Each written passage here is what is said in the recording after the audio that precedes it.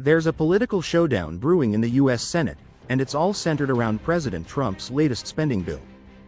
While it's already cleared the House of Representatives, things are far from settled. The Senate is where the real battle begins. Senate math.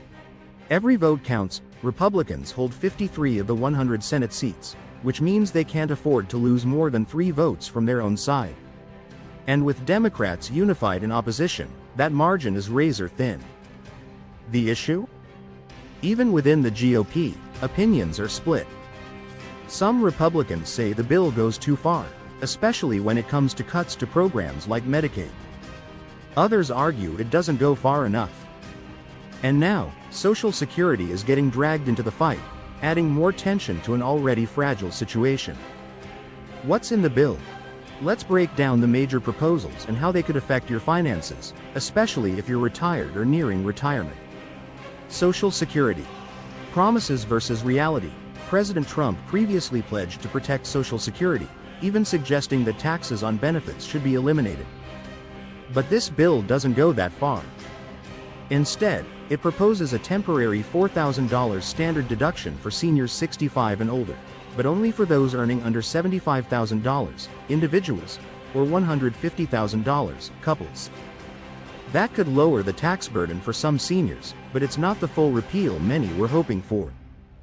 And it expires in 2028. Critics argue that this doesn't do enough to ease the double taxation many retirees face, once when they earn the money, and again when they draw Social Security in retirement. A bigger threat? Reclassifying Social Security. Some lawmakers, like Senator Ron Johnson, have floated the idea of making Social Security discretionary spending. That would mean it needs to be approved every year, introducing a new level of uncertainty for millions of Americans who depend on it. Medicaid. Rural America could be hit hardest. The bill also introduces stricter work requirements for some adults receiving Medicaid and freezes a key funding mechanism, provider taxes, that states, especially rural ones, use to fund their Medicaid programs. This could cut off critical funding for rural hospitals and clinics, forcing some to shut down or reduce services. Senators like Susan Collins, Maine, and Lisa Murkowski, Alaska, are raising red flags, warning that seniors and low-income families in rural areas could suffer the most, facing longer travel times for basic care and higher out-of-pocket costs. The sick tax controversy. Another controversial element, proposed co-pays for Medicaid users.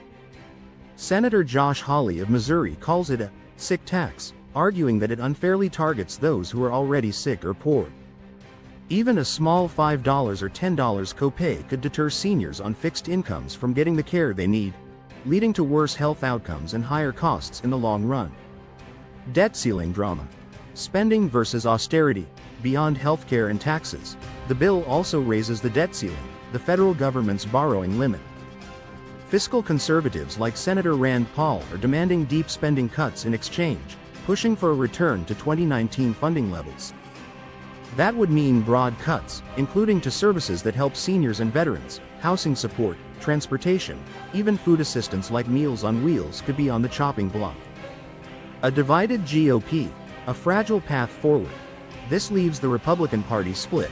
Moderates like Murkowski and Collins think the bill goes too far, while hardliners like Rand Paul think it doesn't go far enough. With such a slim majority, just 1 or 2 defections could derail the entire plan. And even if it does pass the Senate, the House has to sign off again, especially if major changes are made.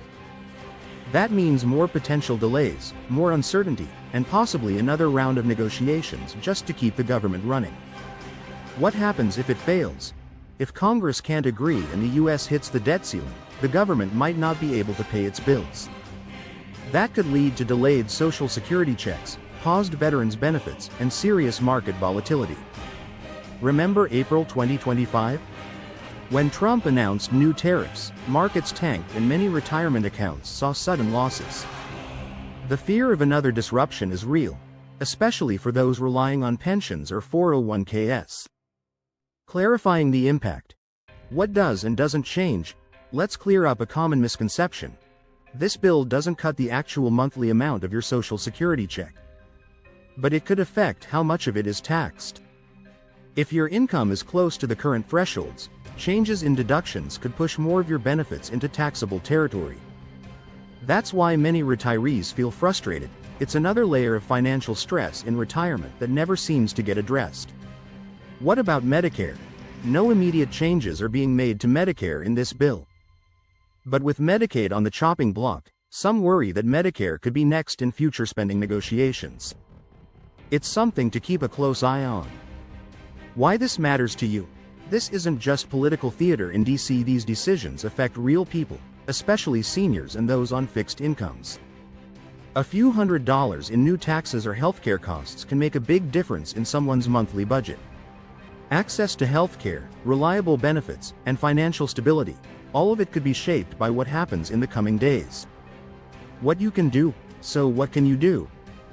Phone call your senators, especially if you're in a swing state like Alaska, Maine, Kentucky, or Missouri.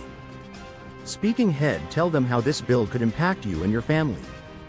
Senators do listen when enough people speak up. Final thoughts. Which part of this bill concerns you most? Is it the changes to Medicaid, the uncertainty around Social Security taxes, or the risk of hitting the debt ceiling? Let me know in the comments. Your voice matters, and you're not alone in this.